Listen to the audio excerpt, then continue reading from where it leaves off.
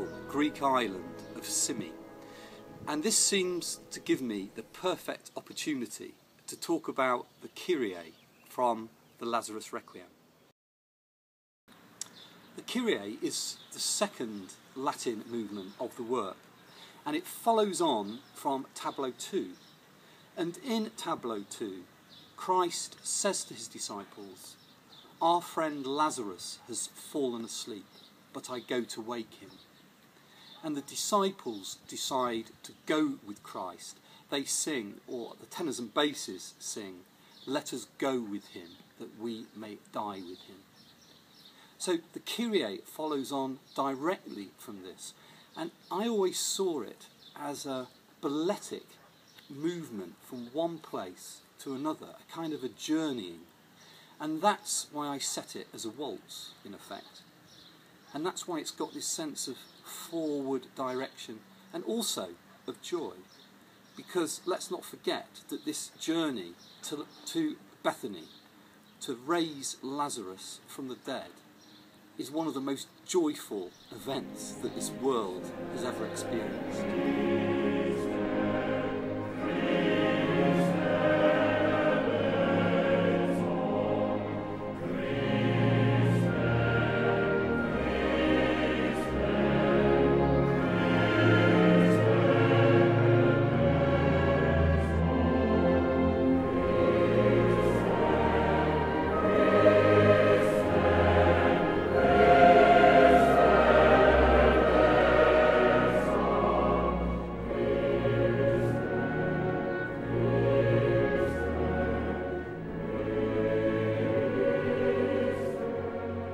Three parts of the prayer of the Kyrie, Kyrie Eleison, Christe Eleison, Kyrie Eleison, means that there are three sections to the music.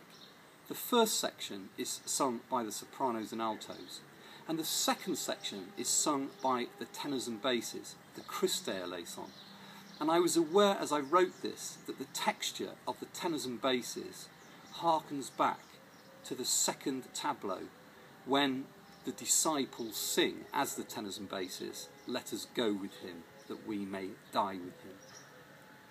And then the third section, the final Kyrie Eleison, is sung by the whole choir.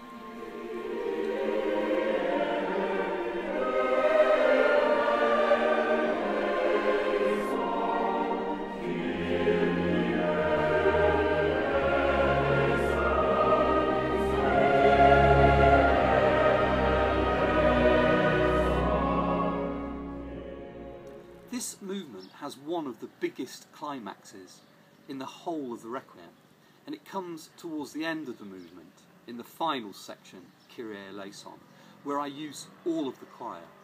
To start with, this section is quite quiet and sensitively imploring for mercy, but then it builds and builds, and I bring in the organ, and I swell the brass section, and then there's an enormous climax on Kyrie Eleison, the final statement.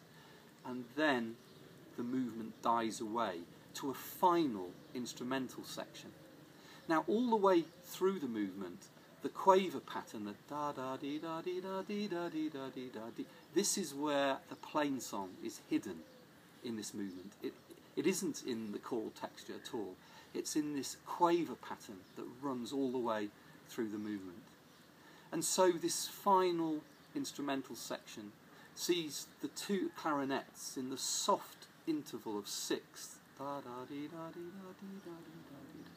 of caressing the movement to an end, in the beautiful, noble, confident, strong key of B flat major.